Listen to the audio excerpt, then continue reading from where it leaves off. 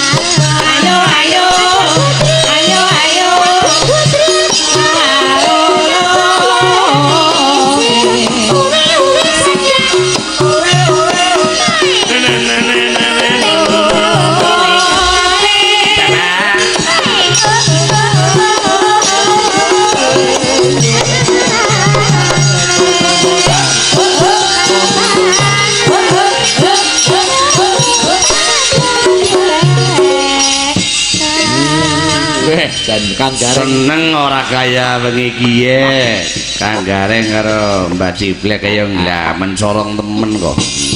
nggih Pak. Kula napa? Iya. Kula mencorong. Mencongah. Ah ora mung mencorong tok mencongah. Mencongah. Mencongah mencorong ayu pisan. Tapi memang malam hari ini Mbak Ciblek kelihatan cantik. Jelas. Mas Bawor pokoknya kula temenan gena orang jenengan rok sing ngendikan kula ayu, kula cantik. Iya memang. Tapi sing pada meriksani marinya ya pada ngendikan. Ngendikan. Ya ampun, Ciblek jeneng kaya Via Valen. Siapa? Via Valen. Via Kalen kok. Via apa niki?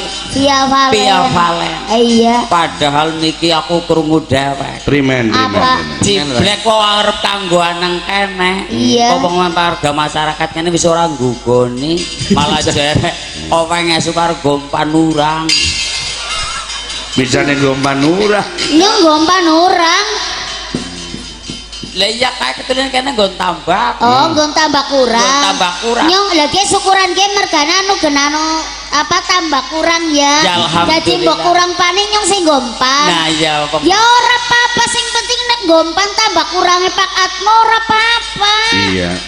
Ora masalah wong ora diimpak nang urang bepat Pak Atmo kepenginin karo nyong. Masalah. Iya. Jan Pak Atmo kepengin karo Kepengin karo nyong. Kepengin ngapa? Wingi uling anu nyong apa krungu jare kayak aku lagi kepengin karo Ciblek kaya gue. Dadi nyong mulane siap-siap nyong maringane dandan sayu-ayu. Iya, sekali. Iya. Anu kepengin Lah nu kepengin ngapa? kepengin jejak. Oh. Wis Mandel apa ora? setrum be ora terima nggak sampean ngomong apik. Bajal ngomong. Setru mbok ora terima apa maning wong ya. Nah, iya. Orang kok sering sampean ketemu karo Gareng kan nu keprimen blek sejarah blek. Wah, angel ceritane ki anu angel. Dan nu ceritane mau-mone kowe kan nu kepriwe. Gimana ceritanya Sering. Kang Gareng? Zaman semana wong anu zaman anu si angel kaya Iya, gue. iya. Zamane ya ora zaman siki. Ki nyong ketemu karo ki tulik mergani anu kecekel teles kaya gue. Kecekel teles siapa? Ketangkep basah. Oh, ketangkep basah. Terus Lagi wong anu nyong gemien tulik zaman gemien anggar malam minggu ya wong zaman ki termasuk kan biyen tulik anu kembang desa. Si Ciblek. Saya bunga desa. kembang tembelak. Ya ora kembang tembelek lah Mas Petruk ora kaya gue lho.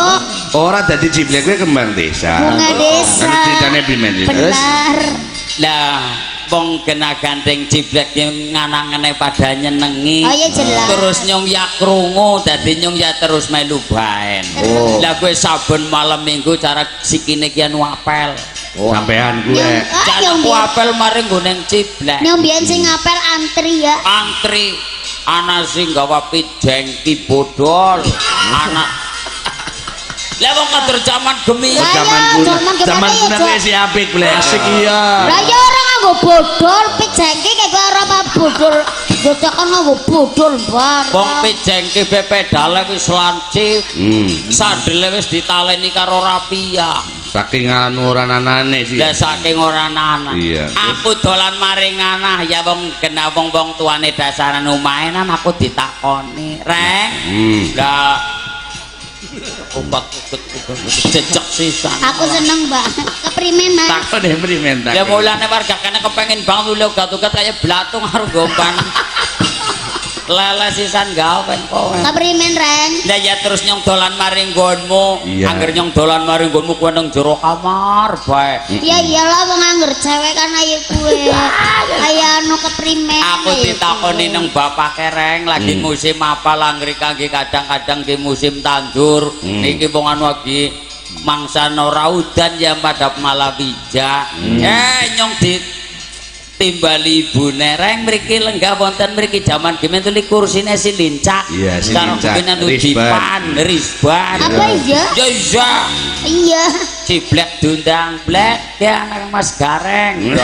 Karena uli alisan mung jaman gemen tuli nganggo sentir. Iya. Uli alisan lho urung jlatret ngono siji ngalur siji ngidul. Wong anu petengan ya dasar bengi ya. Iya ora kaya zaman now siki ya, sing kan zaman bareng kaya kowe ciblek jabong nang jejere nyong tapi anu mandani sin mbok soten ya mandana doh kaya kowe. Bareng ditakoni bapak takon anu ngrika sami waras Mas Gareng alhamdulillah lah kok ciblek nyiwit aku cekit ya kowe. Nyong biyen wong anu banget ayune uli nyiwit be sepetil tok ya.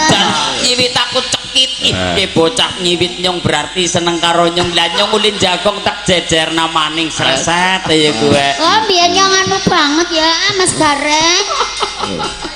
Terus Lah bareng kaya kowe aki bapake takon burung rampung kok ciblek nyiwit maning cekit ya kowe. Aku biyen dong anu gadis senengane nyiwit lho Mas Bawor. Bokonge nyong ya teke dekaken maning sreset mandan dari sekilan kayane. Bareng dari sekilan bapake perintah blek Mas Gareng gawe unjukan ciblek maring buri. Bareng ciblek maring buri kok lha kok si cekak-cekit kowe. Lah jebule risbane ciblek kowe ketinggi tok. Dadi untuk ciblek sing nyiwit utuh. Untuk ciblek sing nyiwit malah jebule lincak ya bali kang kono tambah 3 kilo. Apane sing tambah 3 kilo? Lah ya wae nyong. Ya ora kaya wong genangger jaman biyen ya wong gena lincak ya mesti kaya kuwe. Lah ya maksudnya dadi wong apa maning lincak wong kutang be ditinggini. Tuli kutangmu.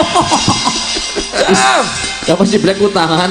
Ora nyong nganggo tutup belas. Maksudnya ada kutangan ukurannya pira black? Ya langka nang toko ya langka ya. Arep nogo kenapa keprimen? Ya orang maksudnya lagi mikir nganggo ukuran TK kecil ke dia kurang gede, nganggo SD ke gede, nganggo ukuran apa ya tok. Nyong. Kena nganggo tutup belas. Ala wong ciblek saking gampange. Bulan anggar tuku harnet ki taker kilo. Bisa netaker kilo. Lah kowe sing nggo gawe kutang ciblek. Nah mulane tak ngerti kok gumuna kowe ya Reng. Mulane siki sinden-sinden siki ya mandan makmur. Turane harnet terus dikilon didol maring ciblek nggawe kutang ya. Ya iya. Malah nyong anu suki jana selin. Tapi coba Mas Gareng kata hatimu yang paling dalam, kamu suka sama ciblek apa enggak sekarang? Saya Pak. Iya. Ora-ora kaya Ye. Ngilo Reng. Lah Raimu kaya ngapa? Loh, Wong raine bekas serabi mentah kaya Aja. kowe kok. aja salah. Mending angger gembus ana guri-guri ye. Serabi sing ora ana gulane, ora duyai, mentah tengik. Ya kaya raine Rika kuwe. Kok malah karo nyong kaya kuwe ujarku enggak ndawek apa? Kirane nek wis ora seneng ngomong. Ngomong mumpung nang kene, mumpung Ya. lagi syukuran gone pakatmu. Iya. Genahe angger kirane arep pegatan ayo pegatan. Kowe gawane apa? Nyong gawane apa diparuk. Kono gini. Wis, gana gini, Nah, ngono iya. gini. Apa jajal gawamu? Ya. Wong wadon kaya kiye sing kadang-kadang cek kurang bener kurang Kurang pas. bener keprimen. Lah kita sedang berbicara masalah apa kok lah tekan kono gini barang Lho ya ora wong anu Rika lambene sengak dirungokna. Orang Cucuk margane elek banget ini ngomong. ya ada kayak gini saja saya kan sedang mengikuti program-program kayak penyanyi-penyanyi. Lah mengikuti program apa? Saya sedang memutihkan diri loh. memutihkan memutihkan diri diri. kepriye maksudnya? Loh saya itu sedang program memutihkan tubuh saya ben kowe itu tambah cinta karo Lah, karo apa? No? Karo apa memutihkan diri? ya nyong lagi nguntal pil keputihan. Anu gemblung. Eh? Pil keputihan kok diuntal. Mulane sih ora putih awake tapi matane malah sing dari putih-putih tok. Agak kok ngarane wong gemblung, paling seneng dadi wong gemblung kok. Di sana kok paling seneng dadi wong gemblung. Oh, wong gemblung ora tau masuk angin. Bisane. Lah apa tau ngeroki wong gemblung? Takoni kae Bimo Rahmat ya Mat ya. Dah kae bocahe. Takoni apa tau kerokan ora. Oh, angge kula sapa dadi bojone Gareng. Kula be ora tau dijaluki kerokan. Oh, berarti Gareng gemblung Ya ya. Gareng gemblung. Ya Mbok Reng. Alah wong ngerti jaluki kerokan beda dipenjot kerokan dhewe. Ya ora kaya kowe wong nyong ngeroki rikake melas. Melas. Lah wong awak gari balung tok kaya kowe. Jajal angger ora niku nanggo tegean, nggo balungan. Wis kaya ki bareng.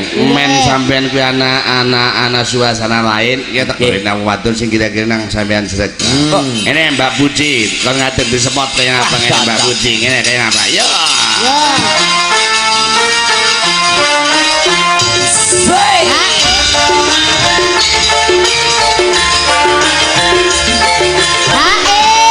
Asik. Oh iya, sor.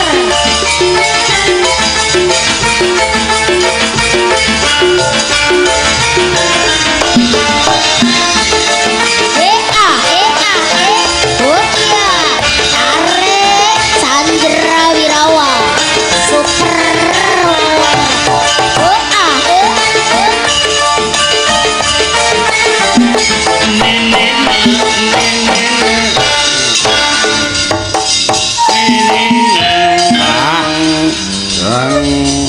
Wis keprimen jajal lagi ya. Ayo pada bae wadone lah. Antara nyong ki Kira-kira lah wong. Pandangan pertama kamu melihat Puji dengan si Black istrimu gimana rasanya? Oh iya nu atuh bang. Aduh banget. Lir umpamane tek sawang kana kae bulan purnama mencorong tanggal Iya. 15. Alhamdulillah mencorong temenan. Bareng nyong nyawang ciblek ya kayak tekek. Kaya apa? Kayak tekek. Nyong kaya tekek. Dadi bulan dirembetin tekek. Oh, malah kena nggo tambah darani. Tekek nu tambah apa? Bu? Dari kabuk marit. Tambah gudik. Gudik. Bukan biyen. Orang bahasa Banyumas kok yang anak-anak temen gudik banget. Gudikan ya. Lah siapa kon koreng tuh liambah siji tok kok pirang-pirang. Dadine gudik. Iya, primen reng kayak wajah Oh. Mbak Puji primen. Ayo wajah. anak ki jelas Nah, wadon. bodinya bagus apa Bodi enggak? bagus. Iya. Sebab- Sama seperti istrimu apa enggak? Wow. Wow. Lah wong nyong bagi ora kepengin dipadakna ora. Ora dipadak-padakna. Lah Mana anak karo Mas Mbak Puji Lah mana? kirim bawor njaluk kejelasan lho. Ya mana? Mana? Ya jengkel kayak gue. Maksud Berarti agar jengkel kowe nu cemburu Oh, tandane. jelas, guys. Sapa? Nyong kon karo Gareng jeles. Iya. Jabang bayi nek karo jenengan jeles. Siapa iki? Karo sapa jenengan sapa? Tapi meneng-meneng panjen reng, sedurunge karo sampean, Cibleke tahu seneng karo Bima. Ning ora kesampean. Ora kesampean. Jadi seneng karo bapane. Ya. Kecibleke karo ramane nyong gue seneng gue reng biyen Ya, lah, reng. ya. etung-etunge geragas ya. Iya, nyong be gumun ramane nyong katarak apa priwe iku. Loh. Tapi saupama Bim, saupama konyong pancen dikodratna jodone kok Ciblek, mestine kowe kan darma bekti karo Oh, aku arep sumungkem mari kepadane kan. Ya iya karo ibu Ciblek kan. Loh. Karo aku. Oh ya Ya iya. ampun, anak main temenan anak Wah, Iya, lah wong bagus. kula kok. Iya, anak lanangku. Dalem, Bu. Kowe karo ibu ya, anak Iya. lanang. Iya iya iya. Kau menghormati ya. Wah. Aku iki elek-elek oh. Iya, elek-elek kaya tekek. Tekek loh. Aku iki yo Iya. Ibumu to. Kok aja karo ibuke aja dikopok-kopokke. Iya, kopokmu bosok. Piye to? Piye Coba kepriwe Bim, kok padahal kok sampean konyong didelap aja jodone ciblek kan kowe kudune seneng Wah, aku seneng banget. Sumpamane kok kelampahan rejaning zaman Kanjeng Rama niku dawuh kalih ciblek. Walah jan kanugrahan sing tanpa upama miturut atiku, seneng banget jroning atiku. Saking senenge sumpamane ciblek dadi biyunge nyong, pokoke esuk-esuk kae jam 09.00 tegugah bubu tangi tejek plesir maring aku. Loh, aku kan di bulan madu masa digugah. Ora apa-apa tejek plesir ayo Stella nggo plesir karo Ya nyong. ampun, pancen Mas Kowe Bima. pancen anakmu kaya Anak nggih. Anak. Jenengane udu anak durhaka. Lah nggih. Kowe anakmu enggak apa Soleh. jeneng mendem jero. Mendem jero sejero-jerone. Jero-jero Mikul dhuwur mendem jero. Iya. Apik pinter. Pokoknya langsung tegawa plesir maring terminal Cilacap. Iya. Arep disengi maring THR plus. Saudu terminal. Maring Terminal. Iya. Arep numpak bis. Ayo ora. Arep jalan-jalan. Ora. Numpak Gojek. Salah. Apa sih? Tabrak Sinar Jaya men mati sisan. Bro, kok ngapa sih biyunge kowe dadi pan-panan tok? Orang urung ya udu wong. Kowe primen blek kaya kowe anggaran anak kaya kowe primen blek. Moga-moga duwe anak sing kaya gue. Ki jangan ge udu anak bener ning anak durhaka. Ya ora bisa. Ya iya jelas ya masa karo biyunge peda biyung temon terus kaya gue arep ditabrak Sinar Jaya kepengin dadi anak durhaka matine gue dadi jambu bol. Ayo kowe metek. Hah? Jambu metek. Jambu meja Sing sing jenengane ngajeni wong tuane iku deleng-deleng wong tuane. Lah wong tua kaya tuyul kok ngajeni apaan iki Bang Bayi? Ya Allah. Mulane ora sida karo nyong jodokna karo gareng. ngene Mas Bima. Ngapa? Ngene mau menyat. Agi mayang loh. Ngene menyat bali Ngapa sih? untuk ngendi baline Nyong metu dalan barang kok nunutnya. ketara batura de bensin ki kayane. Seneng ya. Ya nyong dadi kemutan ngomong Bima ditabrak nang bis Sinar Jaya dadi kemutan. Ceritane wong tuane gemiyen be kaya kuwe. Wong tuane ciblek. Lah ya wong lahir ya ora umum ora memper bandire bisa pada semenah kok kae semenah. Lah kok terus jere ramane ngomong, "Oh, mengko kowe angger gede sending nggo ganjel." Itu kok. Oh alah cocok kaya gue peda nyong cilik manggu sama erot esi urip nyong ber di weh nanang mak erot yang Manggu apa? gede men digede kenang. Gede kenapa nek? Ya nyong maksudnya. Gue ceritane mbiyen Ciblek lu ora lahir sekang biyunge ku ora. Tuh. Kang apa? Ramane Ciblek kan mbiyen tukang rongsok. Dilalah maring pembuangan PLTU. Dan nang kono weruh kae utik cilik. Diarani kewanan dasana sikile tangane barang dicekel digedhekna dadine ciblek. Asline ku sekang tong sampah ciblek kudu sekang wong. Oh, dadi kowe Iya. menurut ceritane kowe Iya. wah wajan Ya ora nyong sekantung. orang Ya kowe nyor ngomong iku ora tegel. Lah ya ora apa-apa nyong ngomong di sini. niki sampun jumeneng. Nggih. Wah, salah setunggalipun. Tembang kangen mawon iki kula nyong Oke. dibawani kaya kangen banget ya karo Mbak Puji. Karo Mbak Kaya Puji, suarane nggih. dibawani Mbak Puji. Dibawani Mbak Puji. Bawa- Nek